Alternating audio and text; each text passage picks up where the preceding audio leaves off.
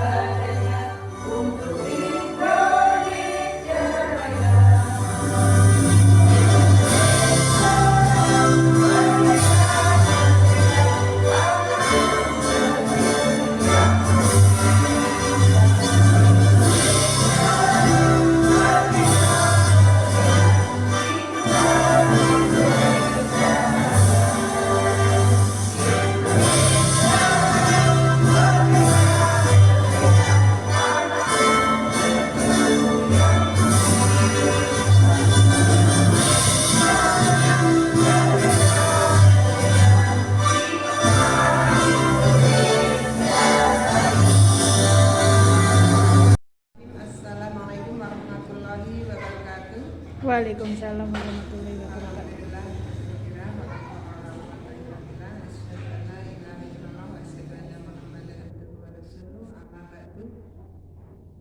Bapak Ibu yang saya hormati, marilah pada siang hari ini kita tetap panjatkan syukur kehadirat Allah Subhanahu wa taala yang telah melimpahkan rahmat serta hidayahnya sehingga pada hari ini kita masih diberi kesempatan untuk bisa berkumpul dalam kegiatan diseminasi budaya positif di SD Negeri 1 Kalibening, yaitu kegiatan tentang guru penggerak, lanjutan daripada kegiatan guru penggerak.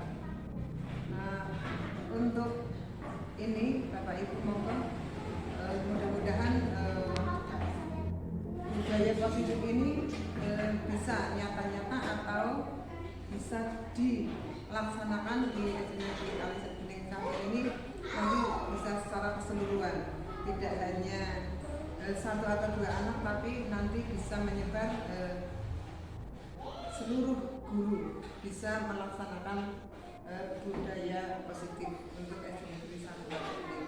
Demikian yang bisa saya sampaikan. Saya akhiri. Wassalamualaikum warahmatullahi wabarakatuh. Waalaikumsalam warahmatullahi wabarakatuh.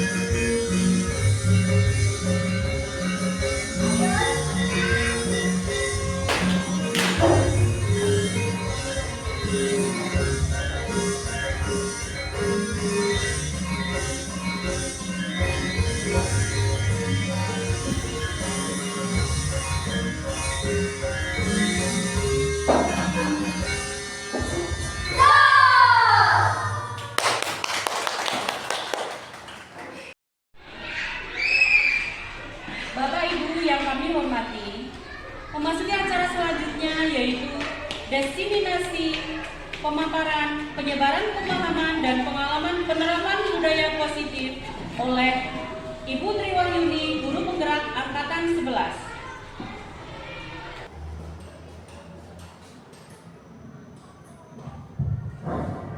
Assalamualaikum warahmatullahi wabarakatuh. Waalaikumsalam warahmatullahi wabarakatuh.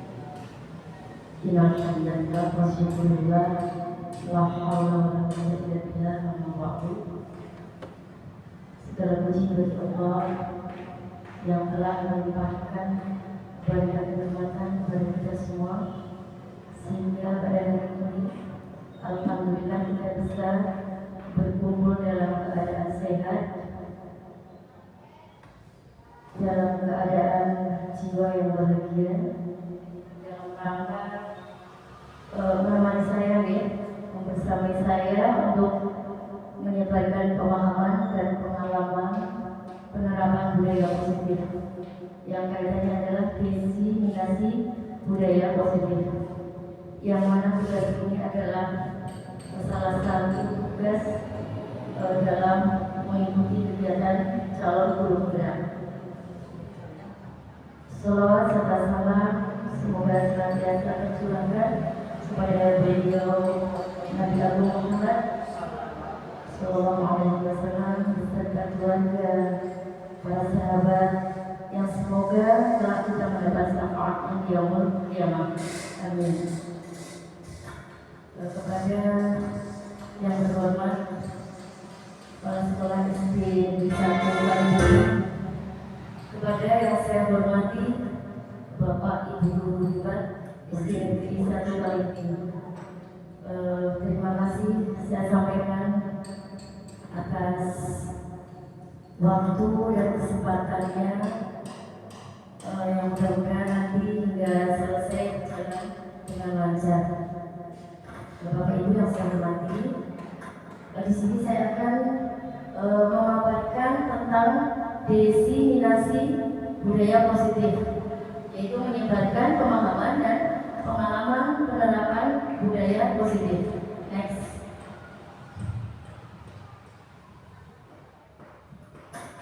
Yang kaitannya adalah tentang perubahan paradigma belajar, disiplin positif, nilai-nilai kebajikan, kebutuhan dasar manusia, motivasi perilaku manusia, 5 posisi kontrol, keyakinan kelas, dan segitiga restitusi.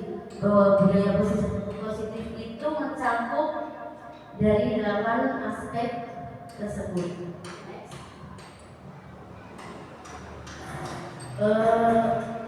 Perubahan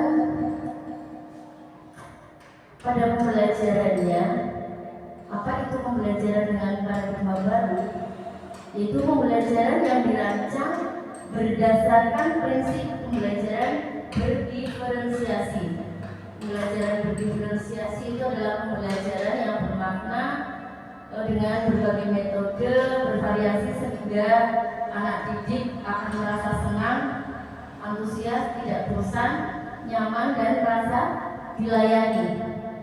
Di mana peserta didik belajar sesuai dengan kebutuhannya berdasarkan tahap perkembangan sesuai dengan teori psikologi modern untuk mewujudkan profil pelajar Pancasila.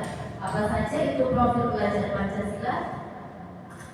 Yang pertama, bertakwa kepada Tuhan.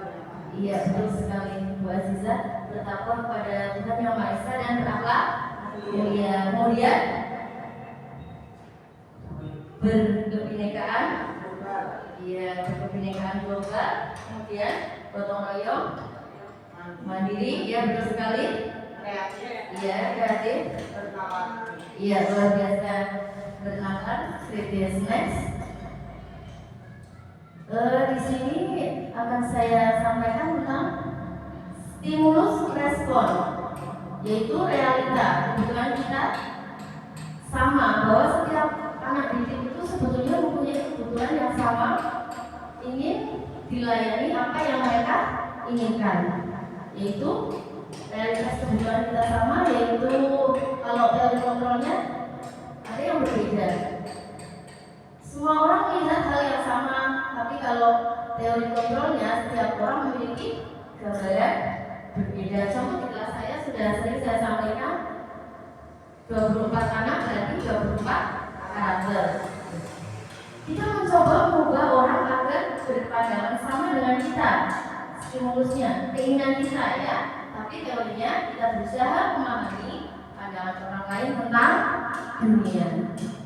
Perilaku buruk dilihat sebagai suatu kesalahan. Padahal sebetulnya kadang anak berperilaku buruk mencari perhatian gurunya atau temannya. Semua perilaku itu memiliki tujuan. Ya, seperti di kelas kita mesti ada ya salah satu anak atau beberapa anak yang lain daripada yang lain ya. Padahal anak tersebut memiliki tujuan. Oh, saya ingin diperhatikan. Contoh kelas 1 saya ingin diperhatikan oleh Bu Nani. Anak-anak yang lain menulis dia jalan-jalan padahal dia ingin diperhatikan. Tapi kadang kita sebagai manusia ya kesabarannya kadang terbatas tipis. Terus orang lain bisa mengontrol saya. Hanya Anda yang bisa mengontrol diri Anda. Saya bisa mengontrol orang lain, Anda tidak bisa mengontrol orang lain. Pemaksaan ada pada saat tujuan gagal. Contoh, anak yang lari-lari. Sudah kita nasihati tetap lari-lari. Akhirnya timbul ingin maksa enggak? Iya kan? Akhirnya kita paksa, cobain duduk yang betul, yang tertib, masih lari-lari. Akhirnya nada kita agak tinggi ya, supaya anak itu mau. Tapi sebetulnya itu kalau menurut kurikulum Merdeka, anak bisa ditanya sebetulnya maunya apa. Apa yang kamu mau? Kok kamu melakukan seperti ini? Anda tidak bisa mengontrol orang lain. Pemaksaan ada pada saat tujuan gagal. Tadi sudah ya. Kolaborasi dan konsensus menciptakan pilihan-pilihan baru. Model berpikir menang atau kalah. Model berpikir menang. Next. Ini ada pendapat dari suatu tokoh prinsip center leadership. Beliau adalah Stephen R. Covey mengatakan bahwa bila kita ingin membuat kemajuan perlahan, sedikit-sedikit ubahlah sikap atau perilaku Anda. Jadi ubah sikap perilaku kita. Maka kita perlu mengubah kerangka acuan kita. Ubahlah bagaimana Anda melihat dunia, bagaimana Anda berpikir tentang manusia. Ubahlah paradigma Anda, skema pemahaman dan penjelasan aspek-aspek tertentu tentang realita. Jadi contoh, anak didik kita sering terlambat, anak didik kita sering tidak berpakaian rapi. Maka dari kitalah seorang pendidik memberi contoh, datang tepat waktu, berpakaian rapi, maka anak-anak didik kita akan meniru. Next. Dalam budaya kita, makna kata disiplin dimaknai menjadi suatu yang dilakukan seseorang pada orang lain untuk mendapatkan kepatuhan. Kita cenderung menghubungkan kata disiplin dengan ketidaknyamanan. Ada yang kadang begini, orang yang tidak suka dengan peraturan yang disiplin, ya. Padahal peraturan itu membawa kita ke dampak yang baik. Tapi kadang ada orang yang nggak suka. Contohnya begini, masuk jam 7. Kalau yang rumahnya jauh, ya kasih teman gitu kan. Ya, padahal itu sudah menjadi aturan. Maka kita mau tidak mau harus mengikuti. Kemudian sebagai pendidik tujuan kita adalah sebagai pendidik ya betul, tujuan kita adalah menciptakan anak-anak yang memiliki disiplin diri sehingga mereka bisa berperilaku dengan mengacu pada nilai-nilai kebajikan universal dan memiliki motivasi intrinsik bukan ekstrinsik. Contohnya begini, kita punya jadwal piket. Itu tujuannya apa? Tujuannya kan pasti agar anak-anak melaksanakan piket. Nah, kita punya kesepakatan kelas kalau yang tidak piket nanti tidak mendapatkan nilai gitu. Kalau yang tidak piket nanti tidak mendapat tanda bintang. Padahal sebetulnya hal seperti itu tidak baik. Itu mengakibatkan anak mempunyai disiplin itu hanya karena supaya aku mendapat bintang jadi aku harus piket. Supaya aku mendapat nilai bagus aku harus piket. Berarti tidak dari dalam dirinya sendiri. Next. Berikut kami paparkan tentang contoh nilai-nilai kebajikan dari 6 institusi atau organisasi. Yang pertama adalah profil pelajar Pancasila yang diantaranya beriman dan bertakwa kepada Tuhan Yang Maha Esa dan berakhlak mulia, mandiri, bernalar kritis, berkebinekaan global, bergotong royong dan kreatif. Kemudian ada yang dari program PYP, yaitu tentang toleransi, rasa hormat, integritas, mandiri, menghargai, antusias, dan keingintahuan serta kreativitas. Yang terakhir adalah keterampilan hidup atau lifestyle, bahwa kita mengharapkan peserta didik kita suatu saat itu sudah memiliki keterampilan hidup, yaitu dapat dipercaya, lurus hati, pendengar yang aktif, tidak merendahkan orang lain, memberikan yang terbaik dari dirinya sendiri. Next, Pak. Untuk selanjutnya, bertahan hidup, kasih sayang dan rasa diterima, penguasaan, kebebasan, kesenangan. Ini adalah tujuan dari kegiatan kelas.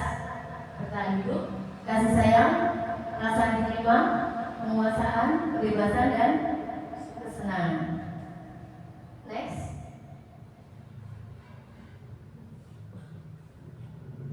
Kenapa anak-anak didik kita supaya membudayakan untuk disiplin positif? Di antaranya, yang pertama, untuk menghindari ketidaknyamanan atau hukuman, untuk mendapatkan imbalan atau penghargaan dari orang lain, kemudian untuk menjadi orang yang mereka inginkan dan menghargai diri sendiri dengan nilai-nilai yang mereka percaya. Next. Ada juga kadang peserta didik kita karena tidak disiplin dihukum oleh penghargaan. Di sini ada yang berpendapat, yaitu Alfikon mengungkapkan baik penghargaan maupun hukuman adalah cara-cara mengontrol perilaku seseorang yang menghancurkan potensi untuk pembelajaran yang sesungguhnya.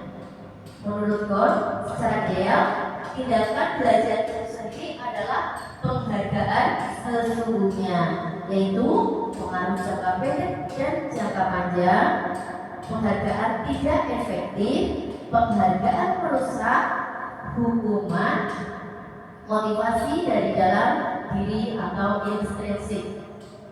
Next, Pak. Hukuman itu adalah sesuatu yang menyakitkan, harus terjadi, tidak nyaman untuk murid atau untuk anak dalam jangka waktu yang panjang. Jadi Bapak Ibu, kadang sering ya murid kita kalau tidak disiplin, kita memberi hukuman. Kalau zaman dulu kadang ada anak yang disuruh mengangkat kaki gitu ya, ada anak yang disuruh menulis sampai berapa kalimat. Nah itu sebetulnya tidak baik dan akan berdampak pada jangka panjangnya. Kalau konsekuensi itu sesuatu harus terjadi, tidak nyaman untuk murid atau anak untuk waktu jangka pendek. Murid atau anak menghormati peraturan. Contoh konsekuensi begini: anak memecahkan kaca di sekolah, maka konsekuensinya anak harus mengganti kaca tersebut. Kemudian restitusi. Kalau restitusi itu adalah suatu pilihan menguatkan untuk murid atau anak dalam jangka panjang. Murid atau anak menghormati dirinya dan orang tua. Contoh restitusi begini: ada peserta didik yang bermasalah. Contoh di kelas itu saat pembelajaran dia berlari-larian atau makan gitu, maka dari itu kita sebagai pendidik mendekati secara kekeluargaan. Bagaimana caranya? Ditanya mengapa mereka berlari saat pelajaran, mengapa mereka makan jajan saat pelajaran, maka anak pasti akan menjawab, karena saya senang berguru. Nah, kenapa senang? Karena saya ingin menjadi pelari. Nah, dari situ kita akan tahu, oh ternyata anak ini memang butuh perhatian, bisa dikembangkan bakatnya. Next. Restitusi bukan untuk menebus kesalahan, namun untuk belajar dari kesalahan. Restitusi memperbaiki hubungan. Restitusi adalah tawaran, bukan paksaan. Restitusi menuntut untuk melihat ke dalam diri. Restitusi fokus pada solusi. Next, Pak. Nah, di sini ada beberapa aspek, yaitu menghukum, membuat rasa bersalah, teman, pemantau, manajer. Nah, ini adalah apa sih tugas guru? Guru itu sebagai apa? Yang pertama, apakah sebagai penghukum? Yang kedua, apakah sebagai pembuat rasa bersalah? Yang ketiga, apakah sebagai teman? Yang keempat, apakah sebagai pemantau? Yang kelima, apakah sebagai manajer? Kira-kira menurut Bapak Ibu yang pas itu sebagai apa? Bu Linda? Sebagai kebanyakan masih sebagai pemantau.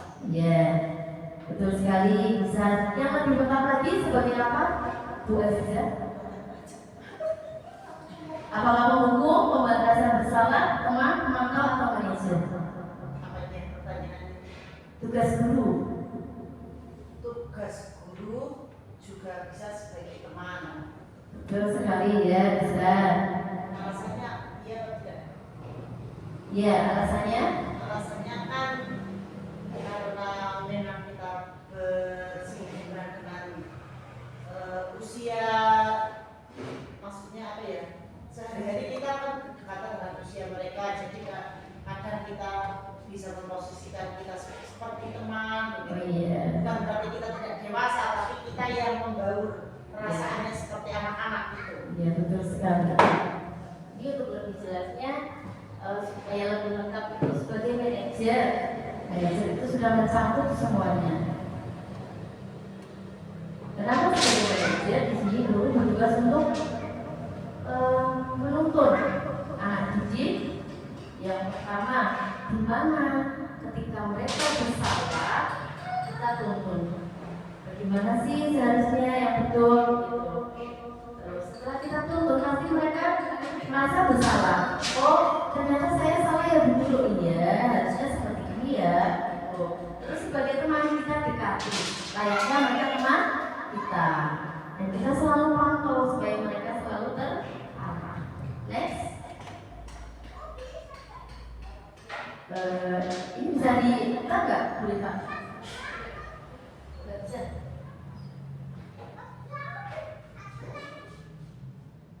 Nggak bisa ya.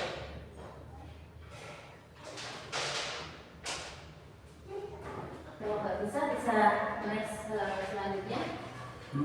Corrected.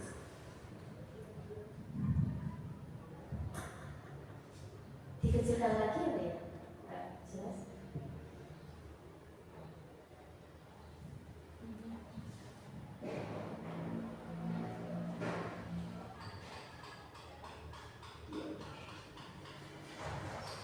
5. Posisi kontrol. Yang pertama adalah sebagai penghukum, seperti yang tadi ya. Yang pertama sebagai penghukum, yaitu contohnya motivasinya guru berbuat.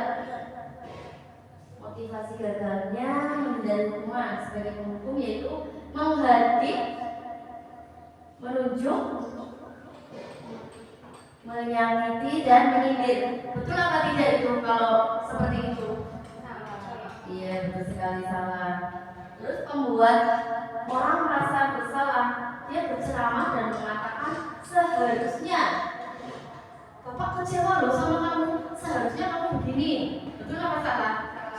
Iya. Kalau sebagai teman, cerita lagi berita. Kalau sebagai teman contohnya begini, dia bertanya, kenapa sih kamu melakukan ini? Betul apa salah? Betul. Ya. Terus sebagai pemantau, bisa dijelaskan lagi Bu Eva? Kurang jelas? Menghitung dan mengukur. Contohnya, kamu sudah berapa kali melakukan kesalahan yang nggak saya unduh? Betul apa salah? Ya, sebagai manajer mengajukan pertanyaan-pertanyaan dengan berbagai pertanyaan sehingga akan menghasilkan solusi. Next, Bu Eva. Mengapa keyakinan kelas? Mengapa tidak peraturan kelas saja? Coba Bapak Ibu, di kelas sudah adakah yang membuat keyakinan kelas? Membuatnya keyakinan kelas atau kesepakatan kelas atau peraturan kelas? Ini Bapak Ibu, untuk lebih lebih mendalam lagi pemahaman kita, yang betul itu kesepakatan atau keyakinan? Bu Desi, kesepakatan. Aziza, kesepakatan. Kalau kesepakatan contohnya berdoa sebelum dan sesudah pelajaran. Ini malah kalau berusaha lengkap, atasnya keyakinan, bawahnya kesepakatan. Ya, itu lengkap itu. Kalau kesepakatan contohnya begini, kesepakatan buanglah sampah pada tempatnya. Ya, itu kesepakatan ya. Berarti satu kelas harus melaksanakan kesepakatan kita, yaitu membuang sampah pada tempatnya. Tapi kita harus punya keyakinan, mengapa sih kok membuang sampah pada tempatnya? Kita punya keyakinan, mereka sudah betul itu. Keyakinannya adalah kebersihan. Tapi itu Bu Rifa nanti ditambahin. Iya, menurut yang saya dapat dari CGP, keyakinan dan kesepakatan kelas. Ini sudah lengkap banget. Dua-duanya ditulis. Yang tulisannya tebal itu keyakinan kelas, yang bawah itu yang kecil kesepakatan kelas. Pahami Bapak Ibu? Ada keyakinan kelas itu lebih luar biasa, sudah lengkap punya Bu Rifa. Ya, lanjut. Kemudian kalau keyakinan kelas bersifat abstrak daripada peraturan yang lebih rinci dan konkret. Keyakinan kelas berupa pernyataan-pernyataan universal. Pernyataan keyakinan kelas senantiasa dibuat dalam bentuk positif. Ada nggak pernyataan keyakinan kelas yang kalimatnya itu tidak positif? Ada nggak kira-kira? Ada nggak Bu Rifa? Nggak ada ya. Semuanya menggunakan kalimat yang positif. Kemarin saya dapat setelah loka karya itu bukan jangan membuang sampah pada tempatnya. Itu kalimatnya agak lebih positif lagi. Buanglah sampah. Jangan atau tidak itu diganti dengan kalimat yang positif. Contoh, ini sih sudah kalimat positif semua punya Bu Rifa. Contoh, yang tidak mengerjakan PR Misalkan nanti mengerjakan di luar kelas, itu tidak boleh pakai kata tidak. Ini kalau punya berita sudah betul semua. Kemudian keyakinan kelas sebaiknya sesuatu yang dapat diterapkan di lingkungan tersebut.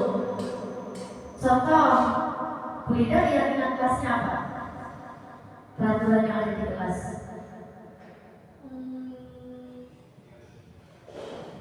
Harus sesuai dengan lingkungan kita. Apa ya? Kesepakatannya. Iya. Kemarin pernah buat kesepakatan tentang kedisiplinan. Misalnya jika ada anak yang membuli, Oh iya betul. Bullying ya. ya maka ada hukumannya. Oh iya. Pada saat itu anak memilih sendiri, hukumannya adalah membersihkan halaman. Oh iya. Itu berarti nanti diganti keyakinannya kenyamanan. Kan kalau anak dibully nggak nyaman ya. Kenyamanan lah. Itu yang kesepakatannya betul. Kalimatnya tidak boleh membuli teman. Terus hukumannya dibuang. Oh iya. Terus kemudian contoh kalau di kota-kota kan memang anak boleh membawa ini ya, HP, membawa HP. Nah kalau di lingkungan kita kan nggak bisa diterapkan. Semua warga kelas hendaknya ikut berkontribusi dalam pembuatan keyakinan kelas lewat kegiatan curah pendapat. Jadi kita buat keyakinan kelas itu rembukan dengan anak-anak, tidak sesuai dengan yang kita inginkan. Oh anak, yuk kita buat keyakinan kelas. Contohnya apa? Kalau saya kelas 1 kan masih susah ya, karena kelas 1 bukannya susah, diajak musyawarah itu belum begitu paham mereka. Jadi saya dengan orang tuanya, kebanyakan mereka berpendapatnya mintanya, Bu tolong anak saya ditugasi gitu. Tapi kalau saya sebagai guru kelas 1 pribadi mau menugasi anak seperti yang orang tua minta, ada yang berpesan tolong lebih tegas lagi ke anak gitu. Padahal yang sebetulnya anak itu ini diperhatikan, bukan ingin ditegas atau diminta.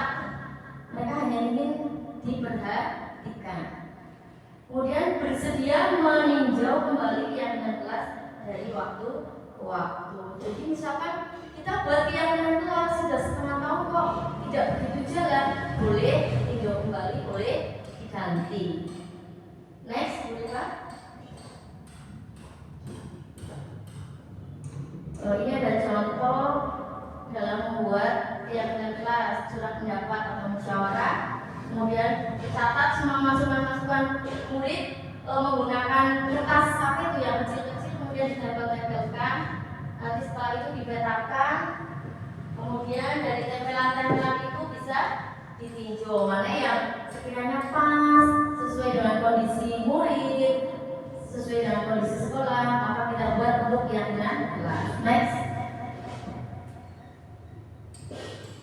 Yang selanjutnya ada segitiga restitusi. Nah, Bapak Ibu, kita sebagai guru harus bisa untuk mengarahkan peserta didik kita yang dengan berbagai keunikan dan ragam karakter, diharapkan kita bisa menjadikan mereka adalah anak-anak didik yang memiliki karakter profil pelajar Pancasila. Maka dalam setiap mereka punya masalah, kita sebisa mungkin bisa menyelesaikan dengan membawa anak-anak kita yang nyaman. Yaitu contohnya dengan segitiga restitusi, yaitu suatu proses dialog yang dijalankan oleh guru, orang tua agar dapat menghasilkan murid yang mandiri dan bertanggung jawab. Next, Bulima, itu bisa itu nggak yang tadi dalam segitiganya bisa dijelaskan lagi tulisannya.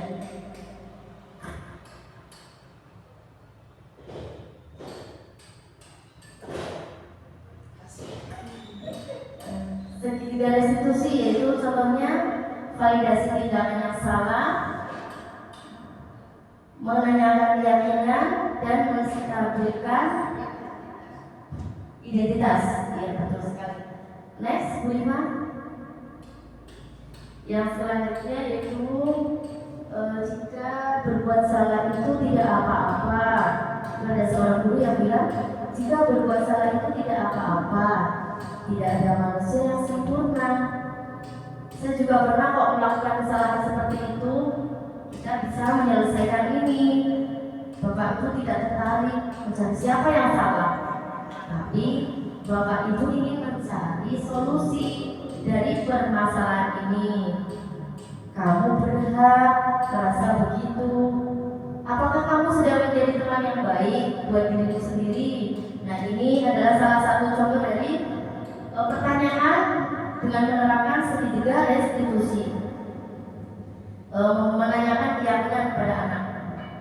Next.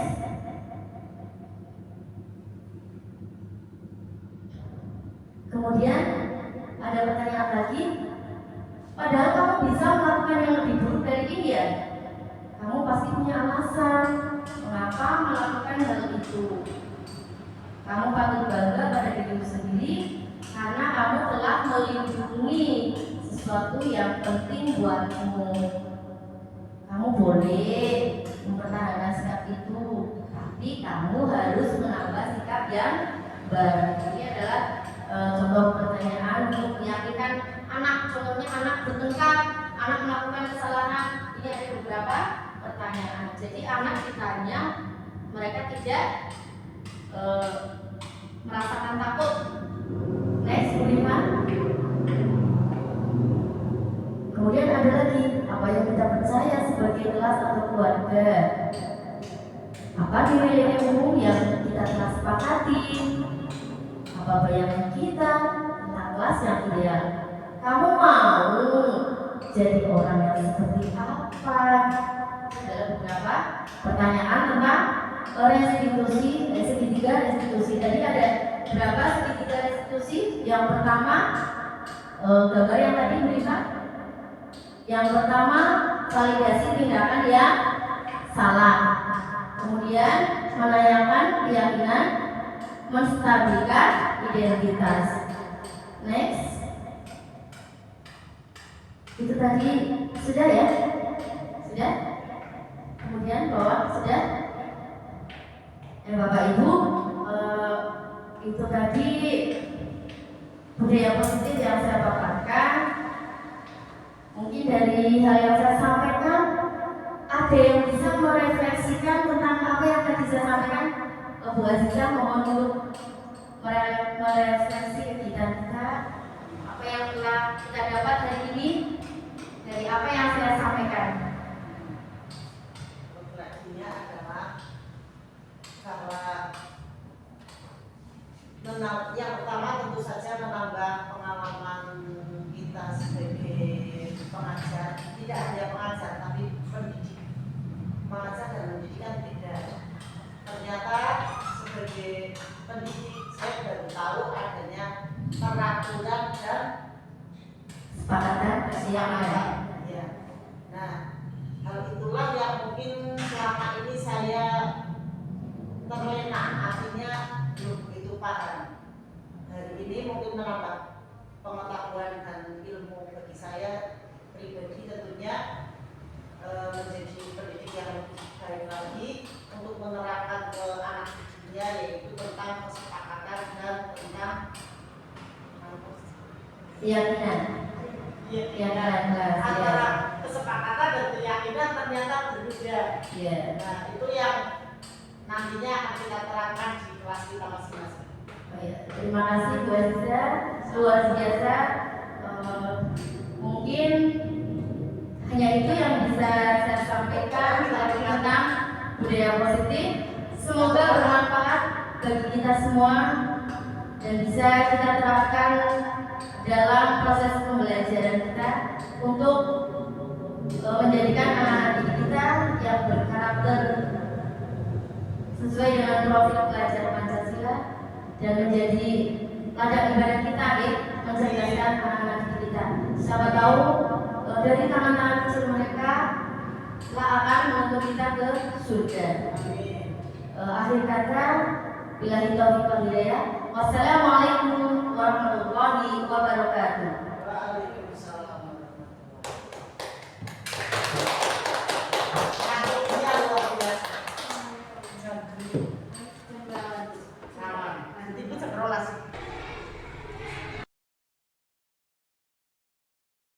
Ada juga kadang peserta didik kita karena tidak disiplin dihukum oleh penghargaan. Di sini ada yang berpendapat yaitu Al-Fikron mengungkapkan baik penghargaan maupun hukuman adalah cara-cara mengontrol perilaku seseorang yang menghancurkan potensi untuk pembelajaran yang sesungguhnya. Menurut Gon, secara ideal, tindakan belajar itu sendiri adalah penghargaan sesungguhnya, yaitu pengaruh jangka pendek dan jangka panjang, penghargaan tidak efektif, penghargaan merusak, hukuman, motivasi dari dalam diri atau intrinsik. Next, Rifa. Hukuman itu adalah sesuatu yang menyakitkan, harus terjadi, tidak nyaman untuk murid atau untuk anak dalam jangka waktu yang panjang. Jadi Bapak Ibu, kadang sering ya murid kita kalau tidak disiplin kita memberi hukuman. Kalau zaman dulu kadang ada anak yang disuruh mengangkat kaki gitu ya, ada anak yang disuruh menulis sampai berapa kalimat. Nah itu sebetulnya tidak baik dan akan berdampak pada jangka panjangnya. Kalau konsekuensi itu sesuatu harus terjadi, tidak nyaman untuk murid atau anak untuk waktu jangka pendek. Murid atau anak menghormati peraturan. Contoh konsekuensi begini: anak memecahkan kaca di sekolah, maka konsekuensinya anak harus mengganti kaca tersebut. Kemudian restitusi. Kalau restitusi itu adalah suatu pilihan menguatkan untuk murid atau anak dalam jangka panjang. Murid atau anak menghormati dirinya dan orang tua. Contoh restitusi begini: ada peserta didik yang bermasalah. Contoh di kelas itu saat pembelajaran dia berlari-larian atau makan gitu, maka dari itu kita sebagai pendidik mendekati secara kekeluargaan. Bagaimana caranya? Ditanya mengapa mereka berlari saat pelajaran, mengapa mereka makan jajan saat pelajaran, maka anak pasti akan menjawab, karena saya senang guru. Nah, kenapa senang? Karena saya ingin menjadi pelari. Nah, dari situ kita akan tahu, oh ternyata anak ini memang butuh perhatian, bisa dikembangkan bakatnya. Next. Restitusi bukan untuk menebus kesalahan, namun untuk belajar dari kesalahan. Restitusi memperbaiki hubungan. Restitusi adalah tawaran, bukan paksaan. Restitusi menuntut untuk melihat ke dalam diri. Restitusi fokus pada solusi. Next, Ibu. Nah, di sini ada beberapa aspek, yaitu menghukum, membuat rasa bersalah, teman, pemantau, manajer. Nah, ini adalah apa sih tugas guru? Guru itu sebagai apa? Yang pertama, apakah sebagai penghukum? Yang kedua, apakah sebagai pembuat rasa bersalah? Yang ketiga, apakah sebagai teman? Yang keempat, apakah sebagai pemantau? Yang kelima, apakah sebagai manajer? Kira-kira menurut Bapak Ibu yang pas itu sebagai apa? Bu Linda? Sebagai kebanyakan masih sebagai pemantau. Ya, betul sekali. Bisa yang lebih lengkap lagi sebagai apa? Bu Aziza? Apakah penghukum, pembuat rasa bersalah, teman, pemantau, atau manajer? Apa ini pertanyaan? Tugas guru. Tugas guru Betul sekali ya, bisa. Alasannya iya atau tidak? Ya, alasannya Alasannya kan karena memang kita bersinggungan dengan usia, maksudnya apa ya? Sehari-hari kita kan berdekatan dengan usia mereka, jadi kadang kita bisa memposisikan kita seperti teman. oh iya. Bukan berarti kita tidak dewasa, tapi kita yang membaur perasaannya seperti anak-anak gitu. Ya, betul sekali. Ini untuk lebih jelasnya supaya lebih lengkap itu sebagai manajer. Manajer itu sudah mencakup semuanya. Kenapa sebagai manajer di sini guru bertugas untuk menuntun anak didik yang pertama, di mana ketika mereka bersalah kita tuntun. Bagaimana sih seharusnya yang betul gitu. Terus setelah kita tuntun nanti mereka merasa bersalah. Oh, ternyata saya salah ya dulu, iya harusnya seperti ini ya. Oh. Terus sebagai teman kita dekati, layaknya mereka teman kita, dan kita selalu pantau supaya mereka selalu terarah. Next. Ini bisa dibuka nggak, Bu Lita? Nggak bisa.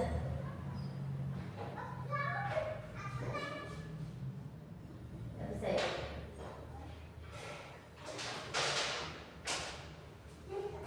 Kalau nggak bisa, bisa next selanjutnya. Bluetooth connected.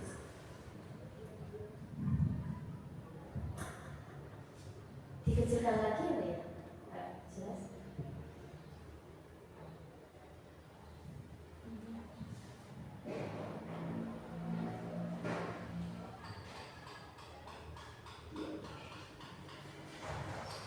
Lima posisi kontrol.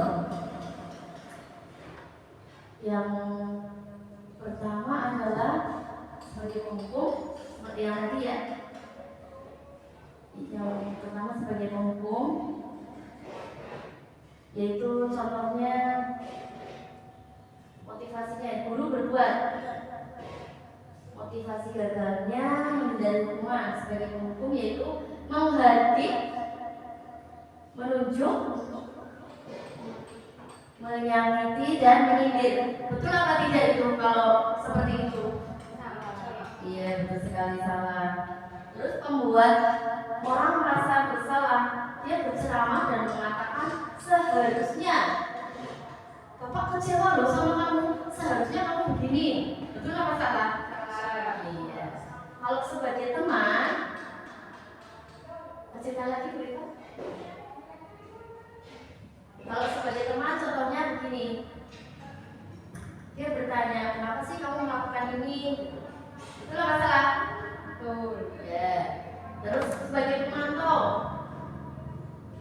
bisa dijelaskan lagi Bu Rima? Kurang jelas? Menghitung dan mengukur. Contohnya, kamu sudah berapa kali melakukan kesalahan yang nggak saya unduh? Betul nggak salah? Ya, sebagai manajer mengajukan pertanyaan-pertanyaan dengan berbagai pertanyaan sehingga akan menghasilkan solusi. Next, Bu Iva. Mengapa keyakinan kelas? Mengapa tidak peraturan kelas saja? Coba Bapak Ibu, di kelas sudah adakah yang membuat keyakinan kelas? Membuatnya keyakinan kelas atau kesepakatan kelas atau peraturan kelas? Ya Bapak Ibu, untuk lebih itu lebih mendalam lagi pemahaman kita, yang betul itu kesepakatan atau keyakinan? Bu Desi, kesepakatan. Aziza, kesepakatan. Kalau kesepakatan contohnya berdoa sebelum dan sesudah pelajaran. Ini malah kalau berubah lengkap, atasnya keyakinan, bawahnya kesepakatan. Ya itu lengkap itu. Kalau kesepakatan contohnya begini, kesepakatan buanglah sampah pada tempatnya. Ya itu kesepakatan ya. berarti satu kelas harus melaksanakan kesepakatan kita, yaitu membuang sampah pada tempatnya. Tapi kita harus punya keyakinan, mengapa sih kok membuang sampah pada tempatnya? Kita punya keyakinan, mereka sudah betul itu keyakinannya adalah kebersihan. Tapi itu Bu Rima nanti ditambahin, iya menurut yang saya dapat dari CGP, keyakinan dan kesepakatan kelas. Ini sudah lengkap banget, dua-duanya ditulis. Yang tulisannya tebal itu keyakinan kelas, yang bawah itu yang kecil kesepakatan kelas. Pahami Bapak Ibu? Ada keyakinan kelas itu lebih luar biasa, sudah lengkap punya Bu Rima. Ya, lanjut. Kemudian kalau keyakinan kelas bersifat abstrak daripada peraturan yang lebih rinci dan konkret. Keyakinan kelas berupa pernyataan universal. Pernyataan keyakinan kelas senantiasa dibuat dalam bentuk positif. Ada nggak pernyataan keyakinan kelas yang kalimatnya itu tidak positif? Ada nggak kira-kira? Ada nggak Bu Rima? Nggak ada ya. Semuanya menggunakan kalimat yang positif. Kemarin saya dapat setelah loka karya itu bukan jangan membuang sampah pada tempatnya. Itu kalimatnya agak lebih positif lagi. Buanglah sampah, jangan atau tidak itu diganti dengan kalimat yang positif. Contoh, ini sih sudah kalimat positif semua punya Bu Rima. Contoh, yang tidak mengerjakan PR, misalkan nanti mengerjakan di luar kelas, itu tidak boleh pakai kata tidak. Ini kalau punya Bu Rima sudah betul semua. Kemudian keyakinan kelas sebaiknya sesuatu yang dapat diterapkan di lingkungan tersebut. Contoh, Bu Rida keyakinan kelasnya apa? Peraturan yang ada di kelas.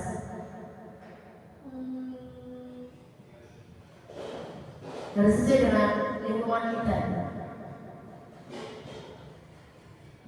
Apa ya?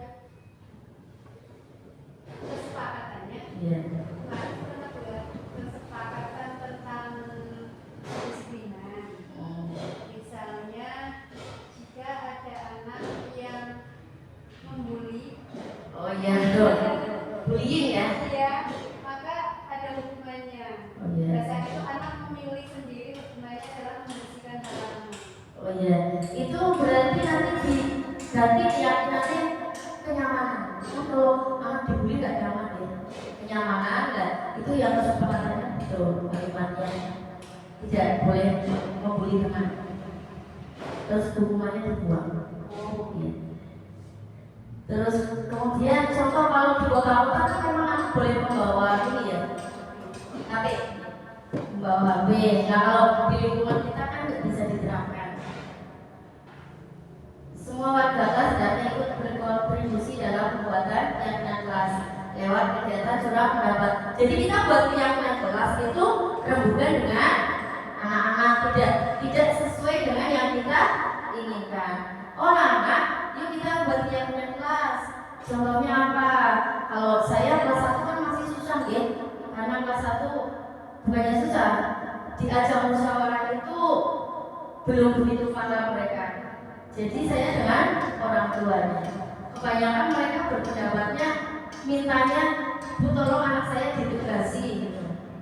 Tapi kalau saya sebagai guru kelas 1 pribadi mau menugasi anak seperti yang orang tua minta, ada yang berpesan tolong ditegas lagi ke anak itu.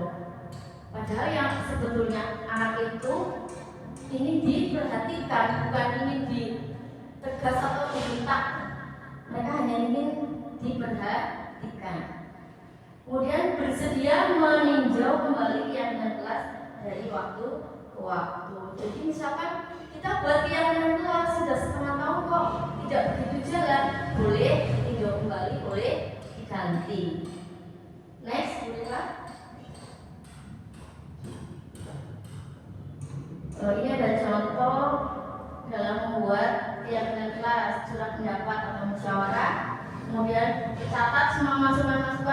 murid menggunakan kertas apa itu yang kecil-kecil, kemudian ditempel-tempelkan. Nanti setelah itu dipetakan, kemudian dari tempelan-tempelan itu bisa ditinjau mana yang sekiranya pas sesuai dengan kondisi murid, sesuai dengan kondisi sekolah, maka kita buat untuk keyakinan kelas. Next. Yang selanjutnya ada segitiga restitusi. Nah, Bapak Ibu, kita sebagai guru harus bisa untuk mengarahkan peserta didik kita yang dengan berbagai keunikan dan ragam karakter, diharapkan kita bisa menjadikan mereka adalah anak-anak didik yang memiliki karakter profil pelajar Pancasila. Maka dalam setiap mereka punya masalah, kita sebisa mungkin bisa menyelesaikan dengan membawa anak-anak kita yang nyaman.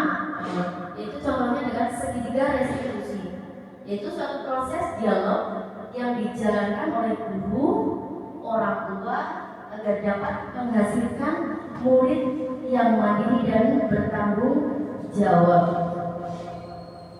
Next, Bu Lima, itu bisa itu nggak yang tadi dalam segitiganya bisa dijelaskan lagi tulisannya?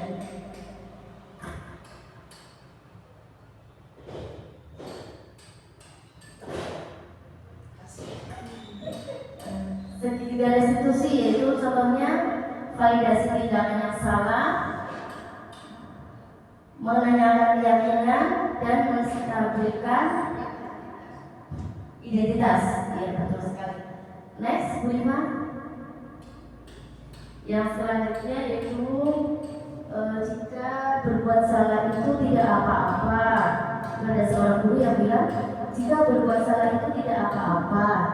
Tidak ada manusia yang sempurna. Saya juga pernah kok melakukan kesalahan seperti itu. Kita bisa menyelesaikan ini. Bapak Ibu tidak tertarik mencari siapa yang salah, tapi Bapak Ibu ingin mencari solusi dari permasalahan ini. Kamu berhak merasa begitu. Apakah kamu sudah menjadi teman yang baik buat dirimu sendiri? Nah, ini adalah salah satu contoh dari pertanyaan dengan menerapkan segitiga restitusi. Menanyakan keyakinan kepada anak. Next.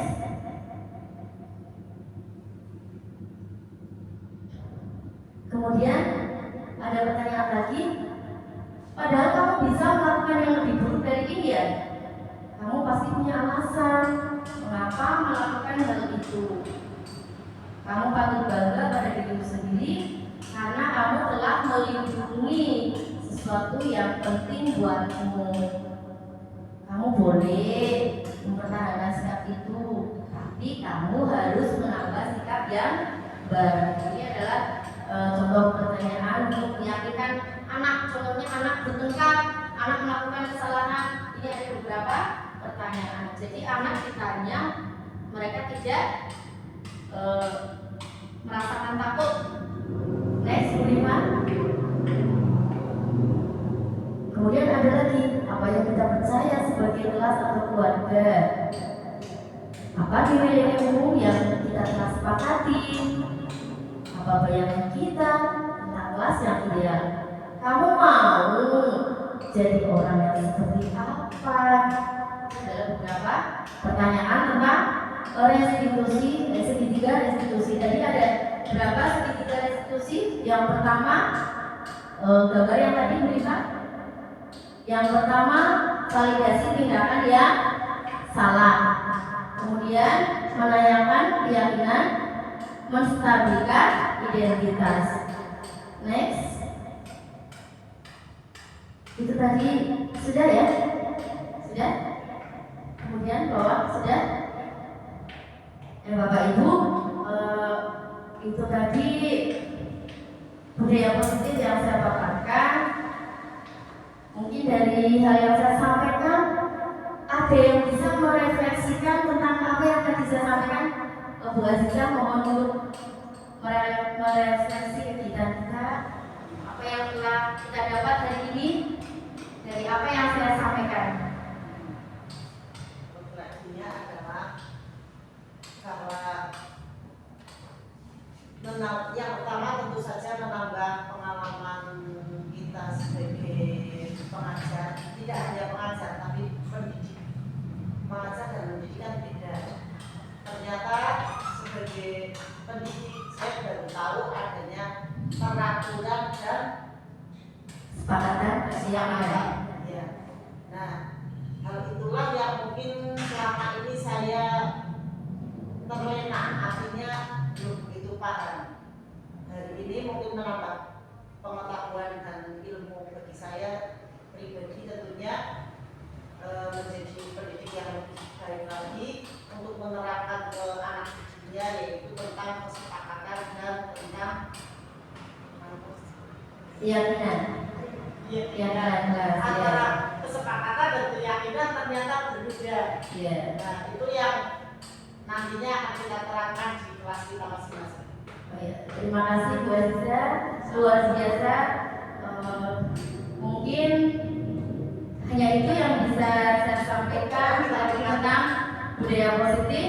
Semoga bermanfaat bagi kita semua dan bisa kita terapkan dalam proses pembelajaran kita untuk menjadikan anak-anak didik kita yang berkarakter sesuai dengan profil pelajar Pancasila dan menjadi ladang ibadah kita, mencerdaskan anak-anak didik kita. Siapa tahu dari tangan-tangan kecil mereka telah akan menuntun kita ke surga. Akhir kata, billahi taufiq wal hidayah. Wassalamualaikum warahmatullahi wabarakatuh.